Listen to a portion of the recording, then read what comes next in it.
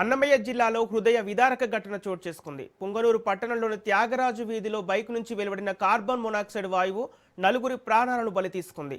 Bike నుండి servicing చేసిన తర్వాత మెకానిక్ సూచనతో రాత్రంతా స్టార్టింగ్లో ఉంచినట్టు తెలుస్తోంది.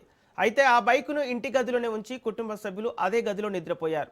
రాత్రి సమయంలో బైక్ నుంచి వెలువడిన విషవాయువు గదంతా వ్యాపించడంతో ఊపిరాడక నలుగురు మృతి చెందారు. ఇక మృతుల్లో ఒక వృద్ధుడు, ఒక మనవడు, ఇద్దరు మనవరాలు ఉన్నట్లు పోలీసులు తెలిపారు. ఉదయం వరకు తలుపులు తెరవకపోవడంతో అనుమానం వచ్చిన స్థానికులు సమాచారం ఇవ్వగా ఘటన వెలుగులోకి వచ్చింది. ఈ విషాద ఘటనతో పుంగనూరు పట్టణంలో విషాద ఛాయలు అలుముకున్నాయి. పోలీసులు కేసు నమోదు చేసి దర్యాప్తు చేస్తున్నారు.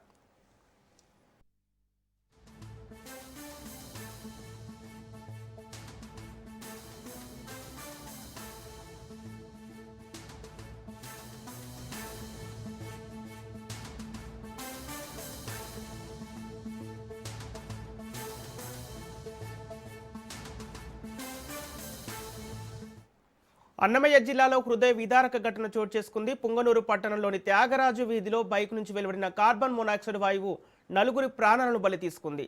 బైకును సర్వీసింగ్ చేసిన తర్వాత మెకానిక్ సూచనతో రాత్రంతా స్టార్టింగ్లో ఉంచినట్టు తెలుస్తోంది. అయితే ఆ బైకును ఇంటి గదిలోనే ఉంచి కుటుంబ సభ్యులు అదే గదిలో నిద్రపోయారు. రాత్రి సమయంలో బైక్ నుంచి వెలువడిన విషవాయువు గదంతా వ్యాపించడంతో ఊపిరాడక నలుగురు మృతి చెందారు. ఇక ఇదే అంశానికి సంబంధించి పూర్తి డీటెయిల్స్ మా ప్రతినిధి నారాయణ రెడ్డి అందిస్తారు. నారాయణ రెడ్డి, అన్నమయ్య జిల్లాలో నలుగురు మృతి చెందినట్టు తెలుస్తోంది, అప్డేట్స్ ఏంటి? సంపత్, అన్నమయ్య జిల్లా పుంగనూరు పట్టణంలో విషాదం చోటు చేసుకుంది.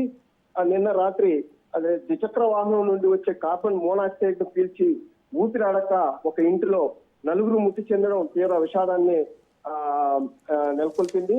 అయితే ఎవరైతే గత పుంగనూరు పట్టణంలోని త్యాగరాజ వీధిలో నివాసం ఉంటున్న మురళీ రేవతి దంపతులకు ముగ్గురు పిల్లలు ఉంటారు. అందులో ఇద్దరు వచ్చి కవలవులు, సరిత, చందన అనే అమ్మాయిలు. ఆ తర్వాత మరో కుమారుడు కార్తిక్ కూడా ఉన్నాడు, 15 సంవత్సరాలు.